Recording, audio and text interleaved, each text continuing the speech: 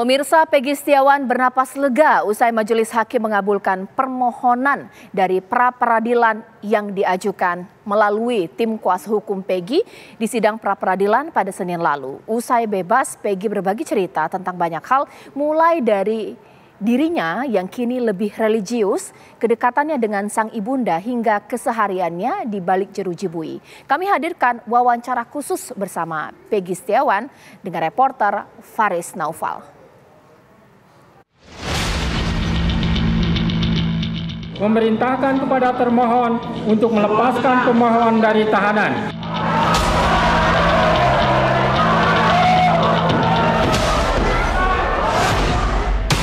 Assalamualaikum warahmatullahi wabarakatuh. Saya Peggy Setiawan dan pihak keluarga dan pihak kuasa hukum mengucapkan terima kasih banyak kepada seluruh masyarakat Indonesia yang sudah mendoakan saya, yang sudah mendukung saya.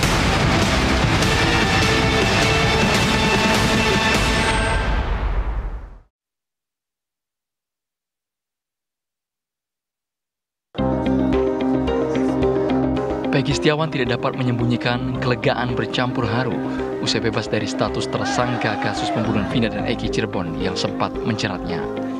Selain bebas dari status tersangka, Peggy juga dilepas dari tahanan Polda Jawa Barat tempat ia meringkuk selama 49 hari sejak Selasa 21 Mei 2024. Peggy bebas setelah Majelis Hakim Pengadilan Negeri Bandung, Jawa Barat mengabulkan gugatan pra-peradilan Peggy dalam kasus pembunuhan Vina, Dewi Arsita, dan Muhammad Rizky Rudiana 8 tahun lalu. Dalam putusan yang dibacakan pada Senin 8 Juli 2024 itu, Hakim Tunggal Eman Sulaiman menyatakan proses penetapan Peggy Setiawan sebagai tersangka oleh Polda Jawa Barat tidak sah dan dibatalkan. Tim TV One pun berkesempatan mengabadikan momen sesaat setelah Peggy dibebaskan dari tahanan Polda Jawa Barat dan kemudian berbagi kisah seputar pengalaman di balik jeruji bui hingga rasa rindu yang dipendam Peggy.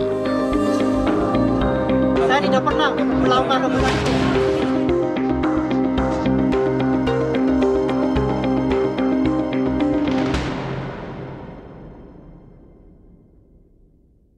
Halo pemirsa TV One, apa kabar? Dalam kesempatan ini, saya Faris Naufal akan mengajak Anda untuk mengetahui dan juga mengenal lebih dekat sosok Peggy Setiawan, tersangka kasus pembunuhan Vina dan juga Eki yang baru saja statusnya ini dicabut oleh Pengadilan Negeri Bandung. Dan telah bersama saya ini, di sebelah saya, Mas Peggy. Peggy ya? Peggy Setiawan, apa kabar? Peggy? Alhamdulillah. Assalamualaikum. Waalaikumsalam warahmatullahi wabarakatuh. Dan Peggy juga nggak sendiri, pemirsa, ditemani dengan Ibunda, Ibu Kartini. Assalamualaikum, Ibu. Waalaikumsalam warahmatullahi wabarakatuh. Ibu? Alhamdulillah sehat.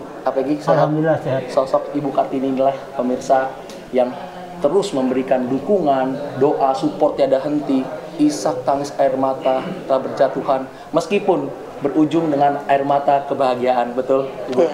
Ya, dan yang pertama ingin saya tanyakan, bagaimana sekarang perasaannya dapat berkumpul kembali Peggy bersama dengan ibunda dan bertemu dengan adik-adiknya juga, sekarang bisa makan bareng lagi, berbincang-bincang lagi bersama, tertawa bersama.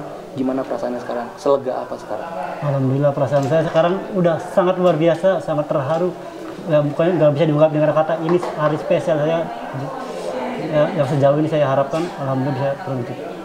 Kalau dari Ibu Kartini, kembalinya sosok Peggy yang pasti dirindukan Ibu dan juga dikhawatirkan dari kasus ini, bagaimana perasaannya Ibu dapat kembali melihat Kang Peggy? Ya, alhamdulillah saya sangat senang karena saya bisa berkumpul kembali dengan anak saya.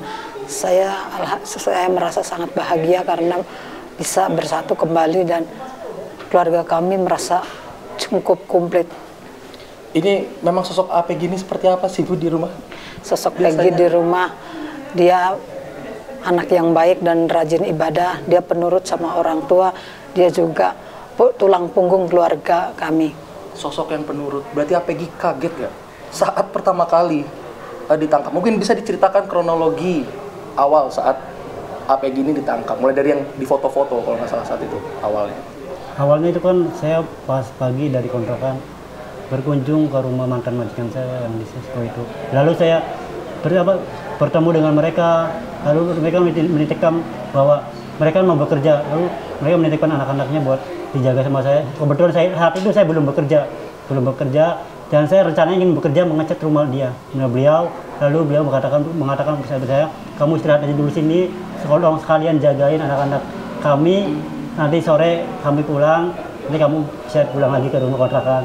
Terus saya mengiyakan untuk itu, mengiyakan karena saya sangat antusias untuk menerima gitu beliau. Jadi terus saya langsung setelah itu habis sore, datanglah sore, lalu sore langsung saya bergegas untuk menjemput anak sekolahnya, anak dia sekolah. Terus waktu sampai di sekolah, saya di tempat itu ada yang foto-foto saya. Terus saya kira itu, saya mengabaikan lah, saya kira itu hanya hal biasa. Yang memfoto ini memakai seragam atau memang tidak sama sekali, pakai bebas. Pakai pakaian bebas. Iya, pakai bebas. Dia foto-foto dua kali. Terus dia setelah saya pergi kurang lebih saya udah sampai di rumah nenek si yang saya antarkan itu. Lalu beberapa saat kemudian saya berbincang bersama dengan pihak keluarga yang ada di sana dan pihak si bapak anak-anak tersebut. Kan bapak itu udah pulang ke rumah neneknya, nyamperin saya.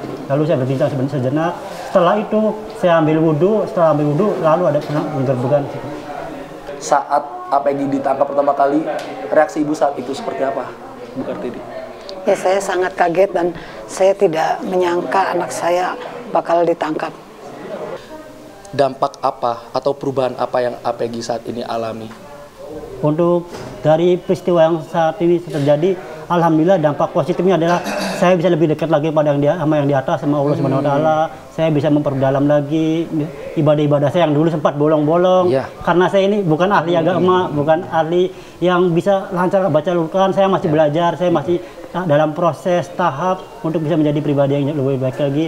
Nah, Peggy, sekarang kalau kita ingin mengetahui pengalaman APG ini saat berada di dalam penjara. Nah, itu seperti apa? Ada gak sih cerita-cerita yang menyenangkannya atau yang unik selama di sana, APG? Dari semenjak saya pertama kali masuk, saya diterima, saya itu pertama kali disorakin, selalu dibully.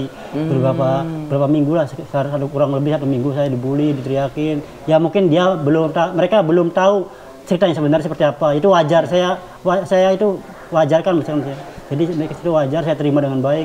Saya terima hujatan mereka, saya terima cemoohan mereka karena saya menyadari mungkin mereka belum tahu. Mereka tahu kan hanya dari katanya, belum tahu kejadian sebenarnya. Lalu seiring berjalannya waktu, saya menceritakan semuanya kepada yang teman-teman, terutama teman-teman sekamar saya dan teman yang kadang-kadang petugas yang sering nanya ke saya itu, saya jelasin dari hati ke hati. Alhamdulillah setelah itu kejadian itu seminggu kemudiannya mereka udah mulai baik sama saya, mulai ngasih motivasi sama saya, mulai lebih mengingatkan saya tentang mendekatkan diri kepada Allah Subhanahu wa taala gitu. Tapi kalau yang saya simpulkan, Peggy ini di situ baik dan mungkin menyenangkan kali di sana ya. Memang kegiatan hari-harinya Peggy itu selama di penjara apa? Kegiatan sehari-hari saya itu setelah jam 9 pagi itu apel rutin lalu sarapan bersama. Terus setelah itu kita saling bercengkrama, saling tegur sapa, saling tukar pikiran. Terus yang paling saya rindukan itu saling senda gurau, terus saling main kartu bareng di sana kan, hiburan buat main kartu, main catur, kita bersama-sama tertawa, sedih bareng-bareng. Terus setelah itu kita tidur sejenak, lalu kita bangun lagi untuk ibadah, untuk sholat, terus tidur lagi, ibadah lagi. Kadang-kadang ada yang ngingetin buat ayo kita Quran ngaji bareng-bareng gitu. Hampir setiap hari itu ngaji bareng-bareng. Setelah itu lanjut ibadah lagi buat sholat zuhur, sholat asar, maghrib dan seterusnya. Dan setelah itu apel lagi jam 9 malam.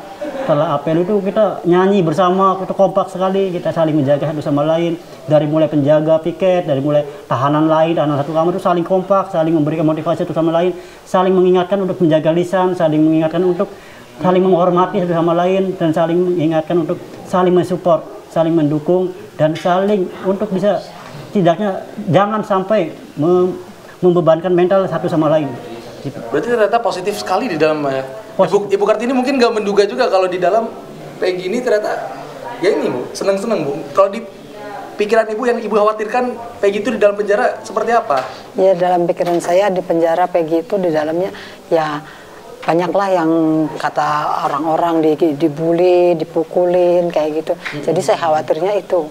Dan alhamdulillah tidak terjadi ya. Tidak jadi alhamdulillah. Ya, Peggy yang paling dirindukan dari Ibu Kartini ini apa? Ya. Tapi jangan dijawab dulu Peggy. Kita akan kembali pemirsa setelah jeda berikut ini, tetaplah bersama kami.